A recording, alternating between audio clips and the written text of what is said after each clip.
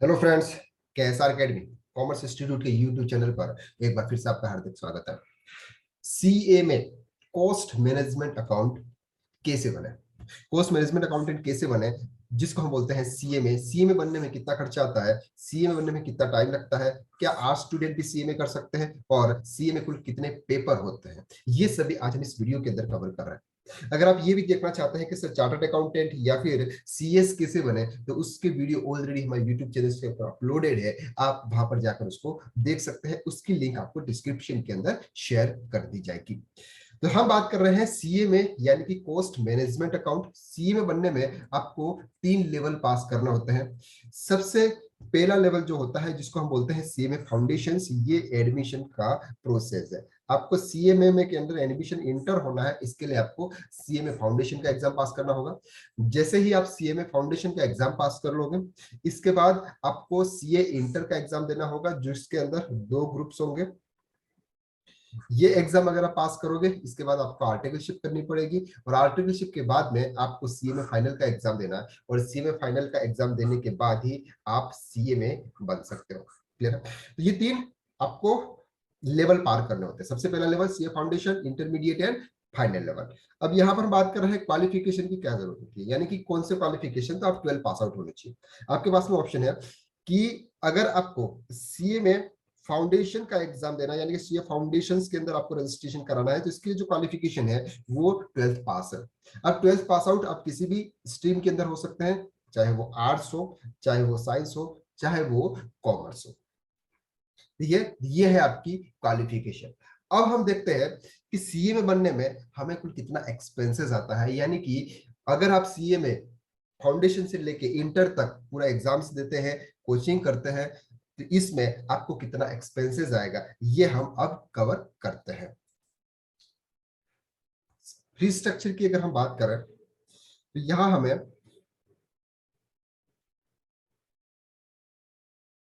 Revise fees structure यहाँ पर लिखा हुआ विद इफेक्ट फ्रॉम फरवरी 2020 के बाद में अगर आप एडमिशन ले रहे हैं तो आपको क्या फीस लगेगी। सबसे पहले हम बात करते हैं फाउंडेशन की।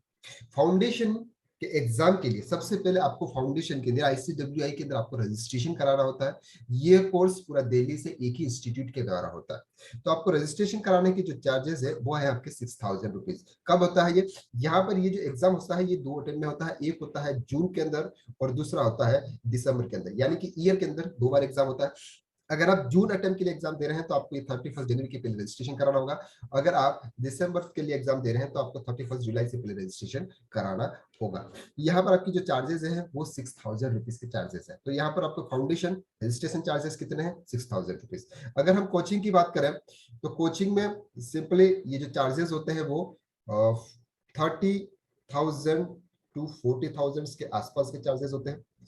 अब यहाँ पर 30,000 40,000 हम एवरेज 35,000 अगर आपकी कोचिंग की फीस माने और 6,000 आपकी रजिस्ट्रेशन फीस माने, तो 41,000 रुपीज आपका फाउंडेशन का एक्सपेंसेस है। अगर आप फाउंडेशन का एग्जाम को पास आउट करते हैं तो आपकी 41,000 एवरेज 40 टू 45,000 के आसपास में आपका एक्सपेंसेस आएगा।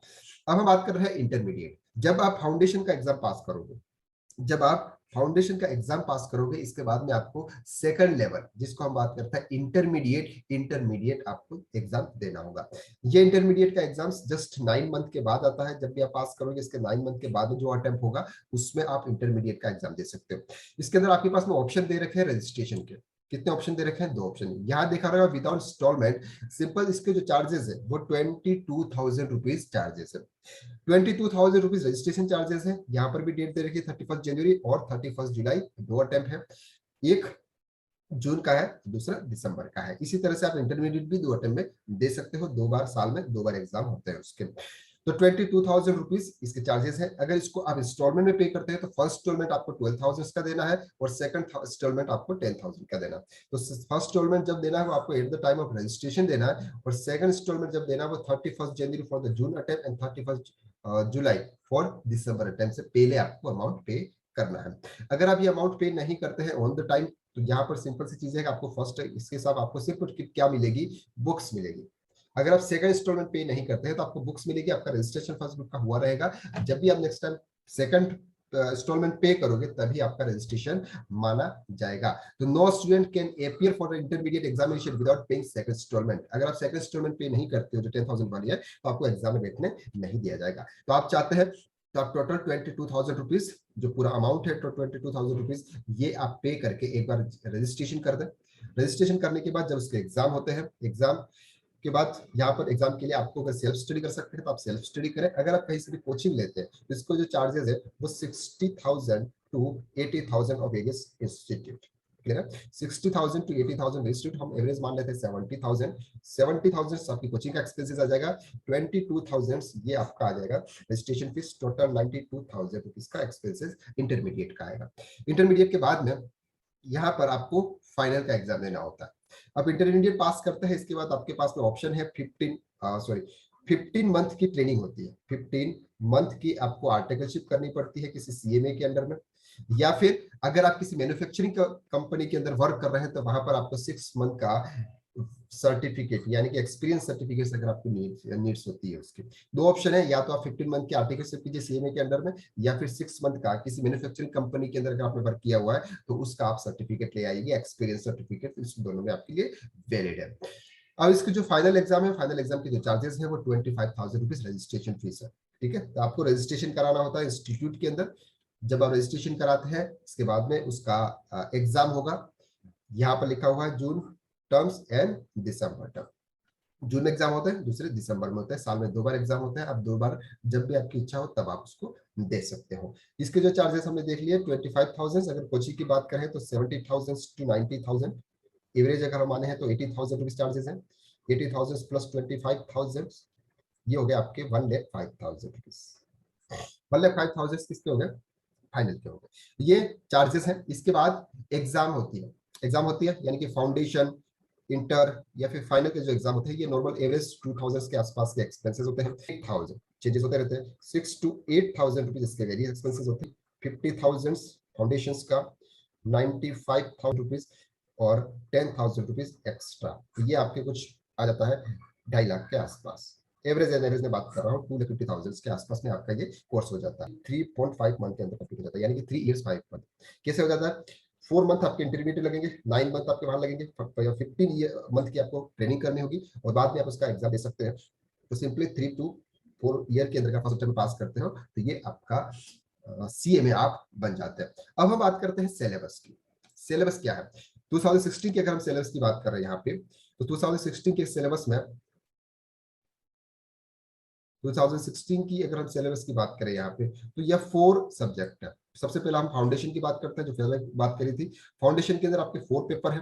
First paper economics management, accounting, law and ethics and business management statistics. ये जो 4 पेपर्स होते हैं ये 100 मार्क्स के चारों पेपर्स होते हैं, यानी कि 100 ईच पेपर। टोटल 400 मार्क्स का आपका एग्जाम होता है। अगर आपको ये एग्जाम पास करना है तो एवरी सब्जेक्ट आपको मिनिमम 40% मार्क्स चाहिए और एग्रीगेट सभी सब्जेक्ट को मिला के आपके 50% मार्क्स चाहिए। क्लियर हो गया यहाँ पे? 40% एंड 50%।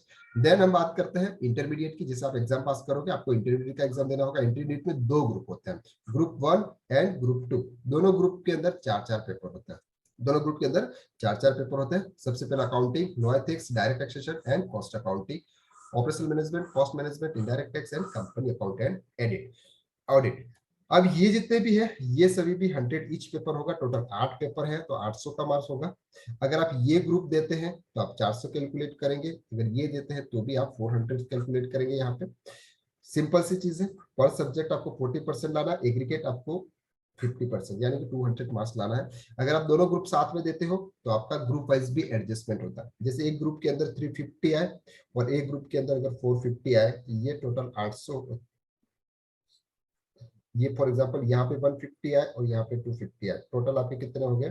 400 हो गए, तो भी आप एग्जाम में पास है। इसी तरह से आप फाइनल एग्जाम्स के अंदर भी आपके कितने पेपर होते हैं? ग्रुप 3 के अंदर और ग्रुप 4, यानी कि इसके अंदर भी 2 ग्रुप होते हैं। इसके अंदर भी 4-4 पेपर होते हैं। ये थोड़ा सा एडवांस लेवल होता है। इनके अंदर भी सेम 100 मार्क्स के ईच पेपर होगा। टोटल 800 मार्क्स होगा। 50% यानी कि 400 एग्रीगेट आपको चाहिए और एवरी सब्जेक्ट आपके 40% मार्क्स चाहिए। तो सिंपल है यहाँ पे क्या है कि सर अगर हम फाउंडेशन पास है, यानी कि हम फाउंडेशन पास है तो हम डायरेक्ट इंटरमीडिएट का एग्जाम दे सकते हैं, हाँ सर दे सकते हैं। लेकिन हम फाउंडेशन पास नहीं है तो आप बीकॉम से या फिर आप बीबीए पास, यानी कि आपने ग्रेजुएशन किया हुआ है तो डायरेक्ट आप इंटर का एग्जाम दे सकते हैं। डायरेक्ट आप इनकम का टैक्स दे सकते हैं। 55% आपकी मिनिमम परसेंटेज की रिक्वायरमेंट होती है। डायरेक्ट आप इंटर का एग्जाम दे सकते हैं। इंटर का एग्जाम देने के बाद में